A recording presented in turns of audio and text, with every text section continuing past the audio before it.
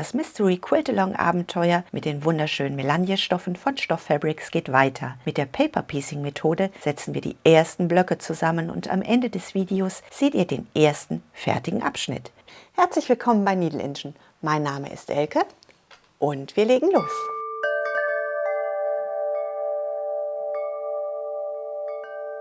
Meinen Vorlagenkatalog habe ich bereits einmal ausgedruckt mit sehr vielen Vorlagen, die alle schon mit der 100er Nadel gestanzt sind. Ich nehme mir 2 Bögen. Zum Erstellen eines Paper Piecing Vorlagenkatalogs findet ihr den Link zu dem Tutorial verlinkt unter diesem Video in der Beschreibungsbox. So, meine perforierte Linie. Auf der anderen Seite lege ich das Ganze genau seitenverkehrt. Wenn ihr euch eure Vorlagen perforiert habt, dann könnt ihr spüren, ob ihr eine rechte und eine linke Seite habt. Einmal spürt ihr diese Löcher, diese gestanzten Löcher, diese Stanzungen nach oben, und einmal spürt ihr sie nicht, weil da auf der anderen Seite die Stanzungen zur anderen Seite wandern. Wir nehmen uns eine Vorlagenseite und eine Blockseite und wir nähen unsere Blockseite auf unsere Vorlagenseite. Bei dem Zusammensetzen unseres Palmblattblockes möchten wir jede Hilfsmöglichkeit nutzen, die wir bekommen, damit wir ihn auch als Anfänger gut zusammensetzen können. Wir nehmen zunächst einmal unser Schnittmusterelement mit der Nummer 1. Das richten wir schon einmal auf unserer Paper Piecing Vorlage aus. Wir nehmen das Schnittmusterelement mit der Nummer 1, richten das ebenfalls genau aus und wir übertragen die eingestanzten Löcher mit einem Trickmarker. Wir versuchen genau zu arbeiten, aber unsere Nahtzugabe hat ein Viertel-Inch. Wir brauchen bei Paper Piecing 1,5 Zentimeter. Wir haben ein bisschen Spiel, aber unsere Schnittmusterteile sind genau genug, sodass wir direkt sehen, ob das Ganze funktioniert. Wenn wir nun das zweite Stoffstück wählen, setzen wir das auf die zweite Fläche, die auf unserer Paper Piecing Vorlage dafür vorgesehen ist. Wir arbeiten diese Blockseite von unten nach oben. Wir brauchen keine Nummern. Wir starten mit dem ersten Stück unten und wir setzen jedes Stoffstück von unten nach oben in der entsprechenden Reihenfolge an. Bei unserem zweiten Stoffstück markieren wir auch wieder unsere Eckpunkte mit einem Trickmarker.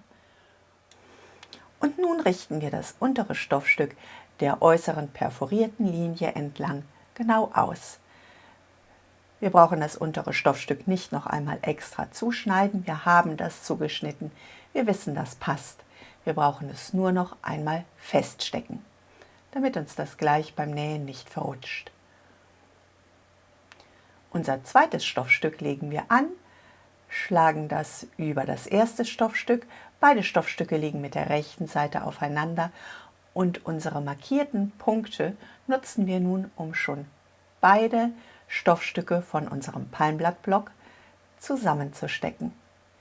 Dann haben wir einen klar definierten Anfangs- und einen klar definierten Endpunkt. Und das nehmen wir einmal mit zur Nähmaschine. Die ersten Stoffstücke, wenn wir von unten starten, sind ein bisschen groß, stecken wir ein bisschen mehr fest. Wir drehen das Ganze um und wir nähen einmal von der einen Spitze zur anderen. Ich entferne die Nadel. Das Ganze sieht am Anfang ziemlich aufwendig aus, aber es ist eine sehr schnelle Methode. Wir verriegeln und wir nähen.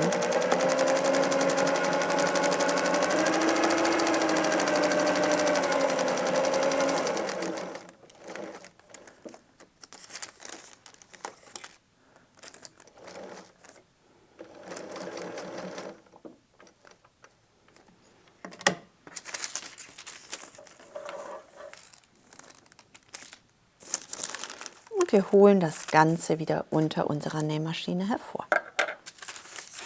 Drehen das einmal und wir schlagen unsere Seite nach oben. Und siehe da, es passt hundertprozentig.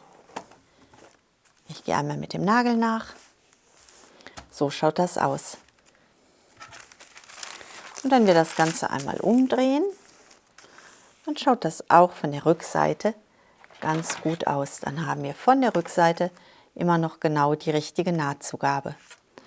Das heißt, auch hier brauchen wir gar nicht irgendwie knicken, schneiden und sonst was machen. Wir bleiben einfach auf dieser Seite. Als nächstes setzen wir unser drittes, jetzt wieder grünes Stoffstück auf die gleiche Art und Weise an. Und von da aus arbeiten wir uns jedes Stoffstück Stück für Stück durch, bis wir die erste rechte Seite fertiggestellt haben. Wenn wir an unserer Paper Piecing Vorlage sehen, dass unsere Nahtzugabe nicht mehr mit der Vorlage übereinstimmt, schlagen wir unsere Vorlage zurück und dann können wir unsere Nahtzugabe auf einen Viertel-Inch zurückschneiden. Das ist unsere erste Blockseite. Wenn wir jetzt die zweite Blockseite nähen, wir haben die erste Seite genäht, wir nähen die zweite Seite. Wenn wir jetzt diese zweite Seite nähen, dann starten wir nicht unten, sondern wir starten mit dem oberen Stoffstück. Auf der rechten Seite arbeiten wir uns von unten nach oben und auf der linken Seite arbeiten wir uns von oben nach unten, nach genau der gleichen Technik. Und wenn wir alle Blockhälften genäht haben, dann schaut das Ganze so aus. Wir haben viermal eine linke Seite. Wir haben unseren Grünton kombiniert mit der Nummer 413. Wir haben viermal eine rechte Seite. Da haben wir den Grünton kombiniert mit der Nummer 410. Wir haben noch einmal 4 linke Seiten kombiniert mit unserem Grünton und der Nummer 410. Und wir haben 4 rechte Seiten mit unserem Grünton und der Nummer 406. Diese ganzen Blöcke schneiden wir nun einmal zu. Wir nehmen unseren Block, drehen ihn um. Jetzt muss ich schauen, dass meine Nadeln in der Mitte bleiben. Die obere und die untere Seite sind ja noch lose, also möchte ich die noch einmal festgesteckt halten. Wir drehen das um und wir schneiden unseren Block einmal entlang der äußeren Nahtzugabenlinie zu. Manchmal erwischen wir noch ein bisschen Stoff, andere Male halten wir ein bisschen Papier über. Alles, was im Rahmen dieser Nahtzugabe liegt, ist absolut in Ordnung.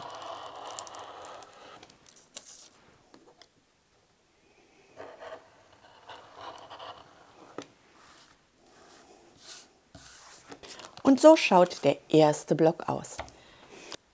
Und wir schneiden alle Blöcke auf die gleiche Weise zu.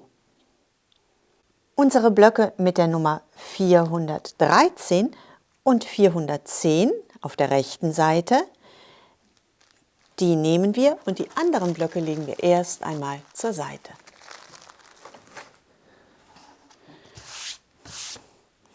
Aus diesen Blöcken bilden wir Paare. Das heißt, wir nehmen einen linken und einen rechten Block, legen sie zueinander, schlagen sie über. Und da wir das Ganze genau zugeschnitten haben und hier die gleiche Außenkante haben, so,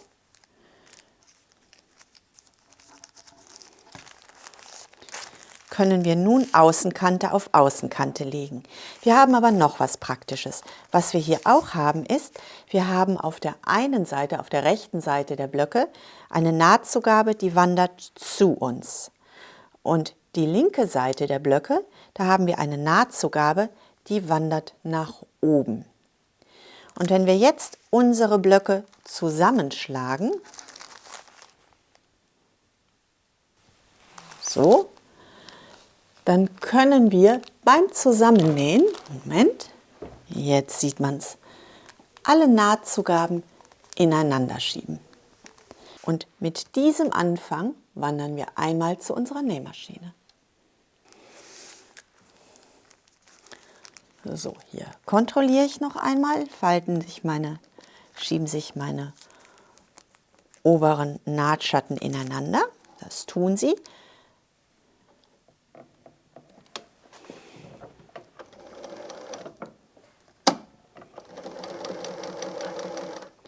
dann kann ich auf meiner perforierten Linie ganz einfach entlang nähen. Ich führe mit dem Finger, ich spüre mit dem Finger nach. So, das war die erste Nahtzugabenlinie. Die zweite Nahtzugabenlinie schieben wir ineinander.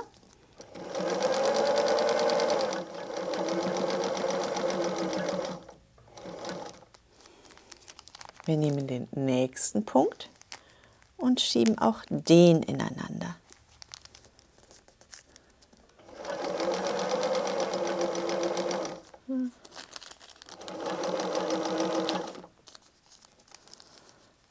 Der letzte Punkt.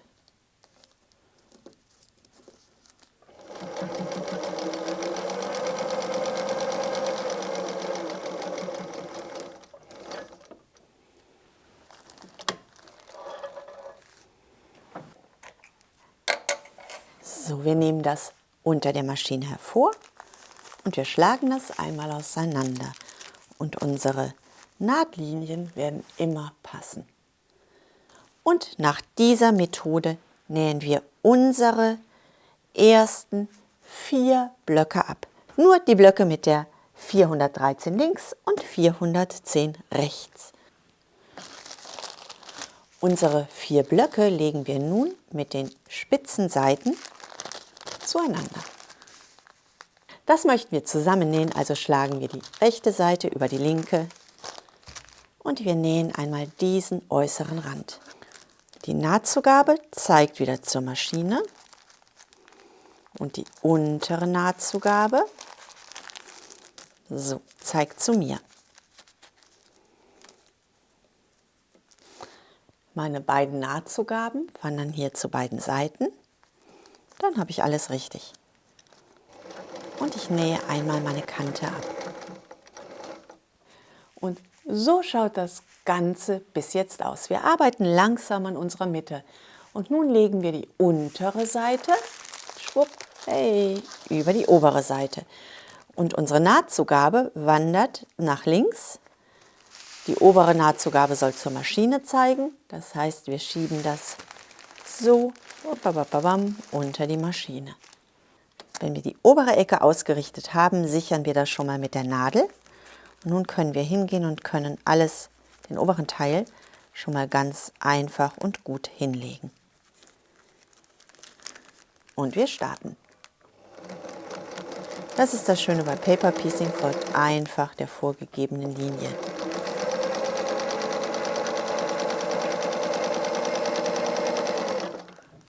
Und wir schlagen das Ganze hoffnungsvoll auseinander und haben eine im Moment, was macht der denn hier? So, eine im Moment sehr kräftige, aber gelungene Mitte. Das sind wunderschöne Stoffe. Ich liebe diese Stoffe, aber jetzt sieht das irgendwie total blass hier aus, dabei wäre das sehr kräftig. Gucken, ob ihr, ja, jetzt korrigiert das. Seht ihr? Es braucht ein bisschen Weiß hier. Ich habe das auf Automatik eingestellt. Jetzt könnt ihr die Farben richtig sehen. Ich lasse mal das weiße Blatt dabei liegen, damit wir die Farben richtig wahrnehmen. So schaut der Block jetzt richtig aus. Das ist die Mitte, die wir jetzt gearbeitet haben. Und unsere noch fehlenden 8 Elemente bauen wir nun außen herum. Das ist die Farbnummer 406. Diese Farbnummer 410, die hier schon vorkommt, legen wir hier an. So möchten wir das einmal annähen. Wir schlagen diese beiden Seiten zueinander und nähen sie einmal in der Mitte zusammen. So. Auch hier lassen wir wieder die Nahtzugaben ineinander wachsen und schieben sie gegeneinander. Und diese 4 Ecken nähen wir nun einmal an. Das heißt, wir klappen die obere Ecke zur Mitte, die seitlichen Ecken, die untere und die andere Seite zur Mitte und nähen unsere Seiten an. Und tada, unser erstes Element mit den Melange-Stoffen von Stoff Fabrics ist fertiggestellt und mir gefällt es richtig gut. Ich mag, wie sich die Farben untereinander verhalten. Ich mag diese Vielschichtigkeit der einzelnen Farben sehr Und ich hoffe, euch gefällt das ebenfalls. Ihr könnt, wenn ihr mögt, daraus ein großes Kissen oder mit einem Rand, den ihr noch dazu setzt, eine kleine Decke arbeiten. Ihr könnt aber auch sagen, ihr macht weiter. Und wie es weitergeht, seht ihr im nächsten Video zu der Mystery Quilt Serie. Jetzt wünsche ich euch eine wunderbare Woche. Bleibt gesund und glücklich und denkt daran, was immer auch passiert. Einfach weiter patchen und quilten. Bis zum nächsten Mal. Tschüss!